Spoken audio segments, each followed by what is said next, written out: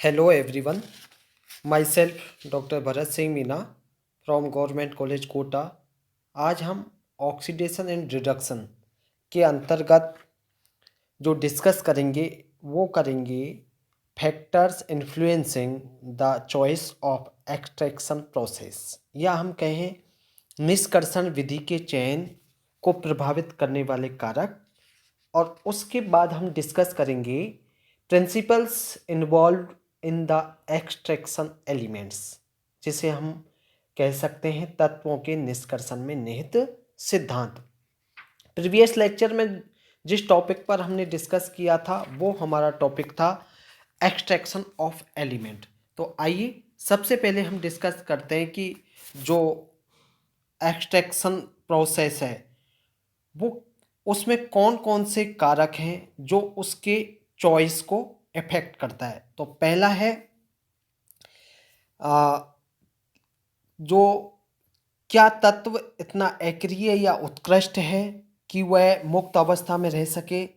यदि हाँ तो इसे प्राकृतिक सोर्स से सेपरेट किया जाएगा। ठीक है, पहला तो ये हम डिसाइड करेंगे कि जो तत्व है उसकी नेचर कैसी है, वो इनर्ट है या उत्कृष्ट है, और वो मुक्त अवस्था में रह सकता है। यदि वो रह सकता है तो इसे हम नेचुरल सोर्स से सेपरेट किया जाएगा। सेकंड जो प्रभावित करने वाला फैक्टर है वो है कि क्या इसका कोई यौगिक ऊष्मा के प्रति अस्थायी है।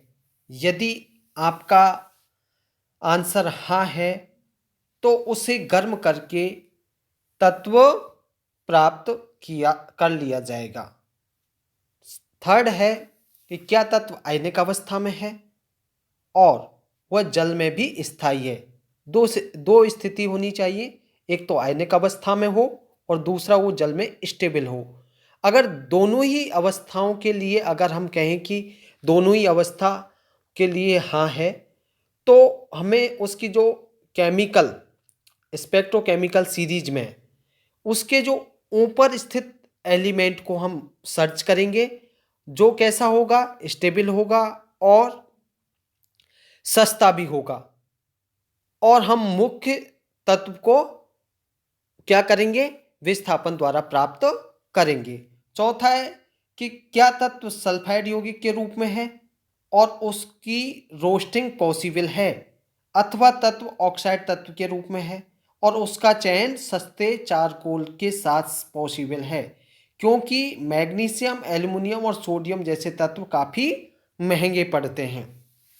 पांचवा है जो प्रभावित करता है चयन को, वो है यदि इनमें से कोई भी विधि काम में न आ सके तो क्या करते हैं, जो विद्युत अपघटन है, यदि पदार्थ जल में विलयशील लवण बनाता हो तो वह तत्व जल के साथ क्रिया नहीं करता हो तो जलीय विलयन के वैद्युत अपघटन से उसका आसानी से एक्सट्रैक्शन हो सकता है। और यदि संभव नहीं हो तो उसके किसी यौगिक का हम क्या करते हैं, फ्यूज्ड अवस्था में विद्युत अपघटन करवाया जा सकेगा।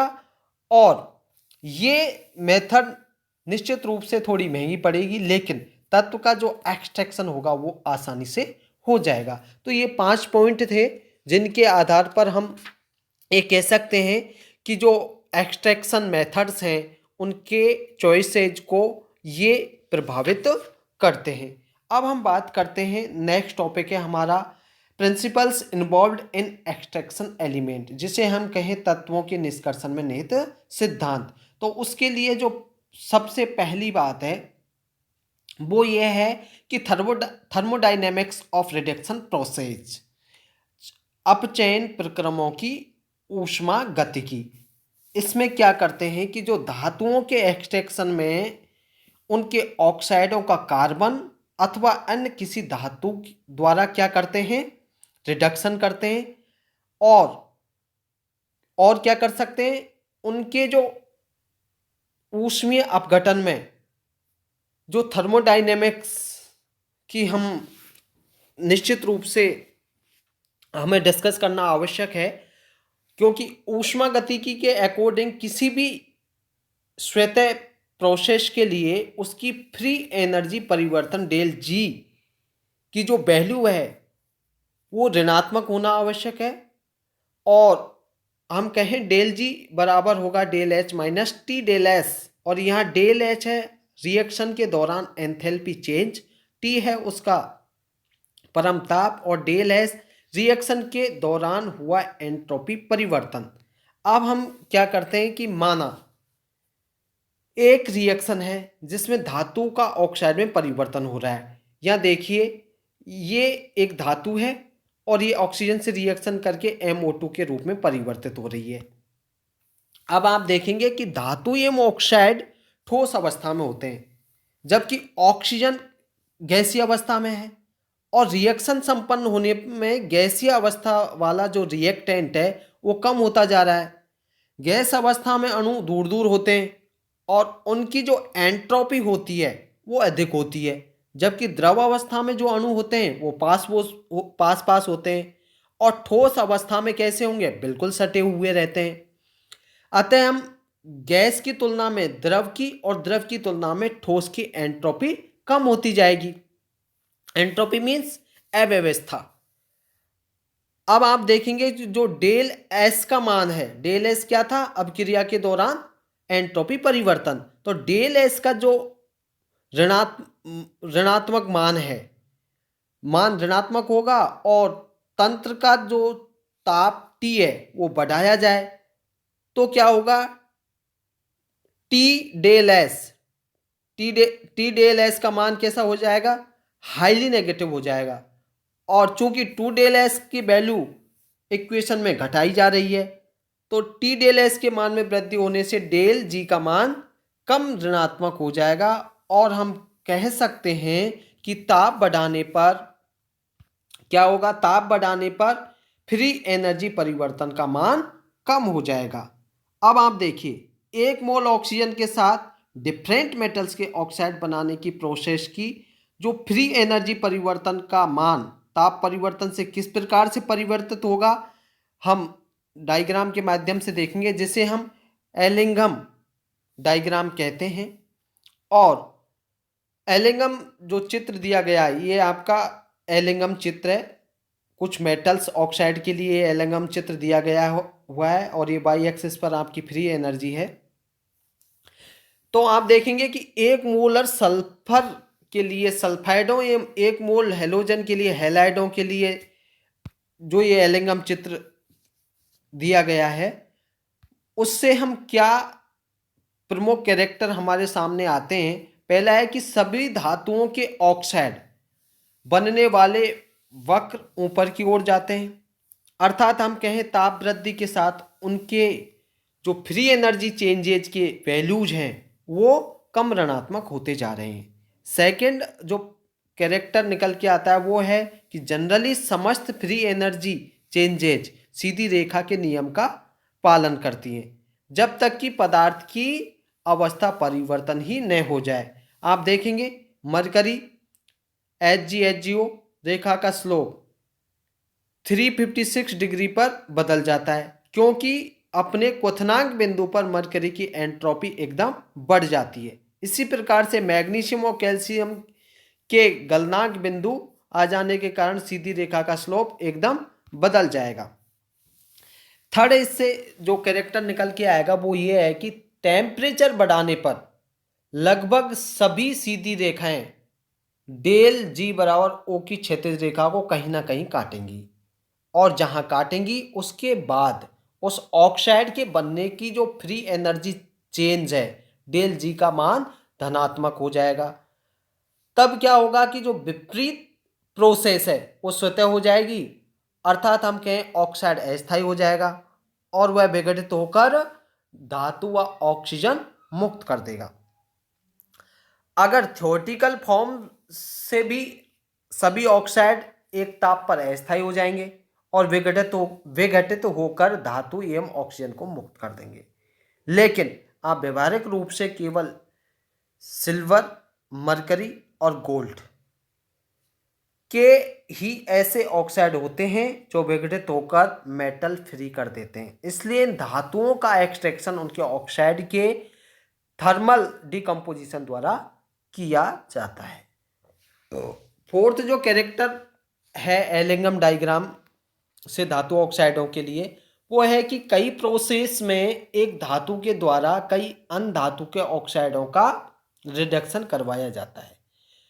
कोई भी धातु किसी अन्य धातु के ऑक्साइड का अपचयन कर सकती है। आप अगर एलिंगम चित्र में उसके ऊपर स्थित हों, यदि एलिंगम चित्र में उसके ऊपर स्थित हों, क्योंकि उस स्थिति में दोनों वक्रों के बीच के अंतर के बराबर फ्री एनर्जी चेंज का मान अधिक ऋणात्मक हो जाएगा। अतः थर्माइट प्रोसेस में एल्यूमिनियम द्वारा FeO, CrO और NiO का रिडक्शन करवाया जाता है।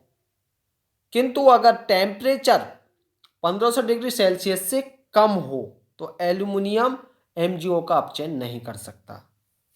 नेक्स्ट है कि कई एक्सट्रैक्शन प्रोसेस में कार्बन का व्यापक उपयोग अपचायक के रूप में किया जाता है और ऑक्सीजन के साथ कार्बन दो प्रकार से रिएक्शन कर सकता है, कार्बन प्लस O2 CO2 और 2 कार्बन प्लस O2 2 CO।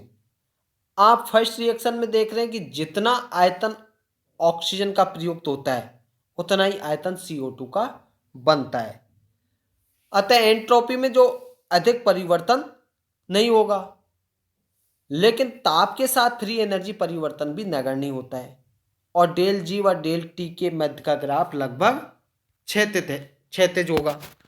लेकिन रिएक्शन सेकेंड में आपने देखा कि जितना आयतन ऑक्सीजन का प्रयुक्त होता है उससे दोगुना आयतन CO का बनता है। आप देखें, जितना ऑक्सीजन का हुआ उससे दोगुना आयतन CO का प्राप्त हो रहा है और अपक्रिया संपन्न होने में एंट्रोपी का मान बढ़ जाएगा। अर्थात हम कहें कि डेल एस का जो वैल्यू है वो धनात्मक हो जाएगी और उस स्थिति में जो टेम्परेचर में वृद्धि के साथ डेल जी का मान अधिक ऋणात्मक हो जाएगा, जिससे क्या होगा कि एलिंगम आरेख में वक्र का स्लोप नीचे की ओर चला जाएगा।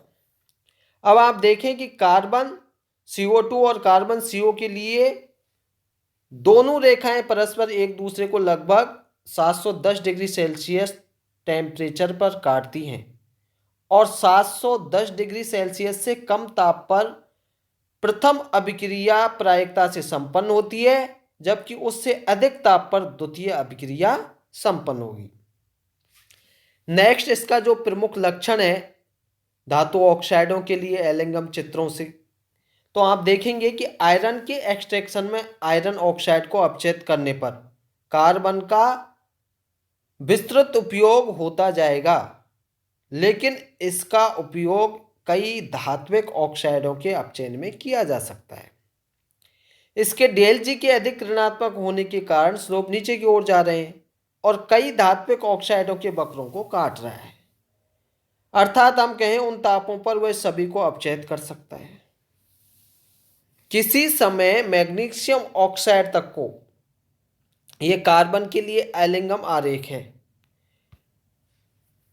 कार्बन द्वारा अपचयित करवाया जाता है और चूंकि 2000 डिग्री सेल्सियस ताप पर संपन्न करवाया जाता था, फिर तेजी से ठंडा किया जाता था, इसलिए अब इस विधि को प्रयुक्त तो नहीं किया जाता है।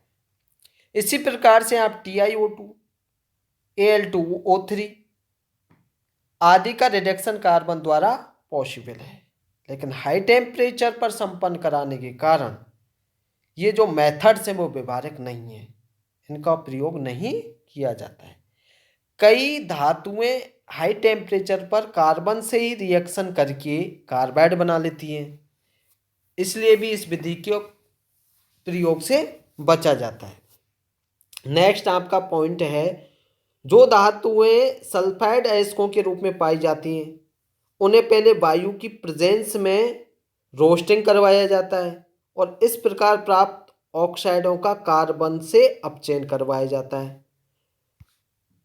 सल्फाइडों का कार्बन से सीधा अपचयन नहीं करवाया जाता। इसका क्या कारण है कि कार्बन ऑक्साइडों के साथ ऑक्सीजन के साथ अपक्रिया करके जो CO बनाता है उसकी डेल जी अपॉन टी का एलिंगम आरेख तेजी से नीचे की ओर जाता है, अर्थात ऋणात्मक स्लोप शो करता है। लेकिन सल्फाइडों के सल्फर के साथ क्रिया करा के CS प्रकार का यौगिक नहीं होता और इसके डेल जी अपॉन टी का ऋणात्मक स्लोप होता है। नेक्स्ट पॉइंट है, हाइड्रोजन भी एक तीव्र अपचायक है लेकिन इसका तत्वों के एक्सट्रैक्शन में सीमित उपयोगी होता है। इसका क्या कारण है कि अभिक्रिया के लिए डेल जी अपॉन टी आरेख का स्लोप धनात्मक होता है और कई धात्विक ऑक्साइडों के समांतर होता है।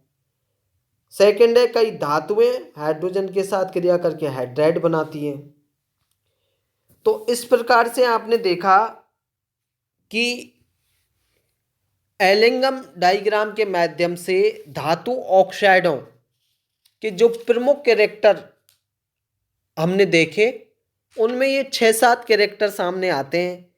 किस प्रकार से डेल जी की वैल्यू डिपेंड करेगी, किस प्रकार से आपका मरकरी ऑक्साइड का स्लोप होगा, कौन से धातुओं ताप वृद्धि के साथ उनकी फ्री एनर्जी चेंजेज होंगे। तो ये डिफरेंट पॉइंट्स जो हमने एलिंगम डायग्राम के माध्यम से देखे, साथ ही हमने तत्वों के एक्सट्रैक्शन में जो सिद्धांत इन्वॉल्व हैं उनके बारे में डिस्कस किया। थर्मोडायनेमिक्स ऑफ रिडक्शन प्रोसेस क्या होता है उसके बारे में डिस्कस किया और डिस्कस किया था निष्कर्षण विधि के चयन को प्रभावित करने वाले सभी कारकों के बारे में। तो इस प्रकार से ये विभिन्न टॉपिक्स को आप कवर करते हुए ये आपका जो अध्याय था वो संपन्न हो गया है। Thank you.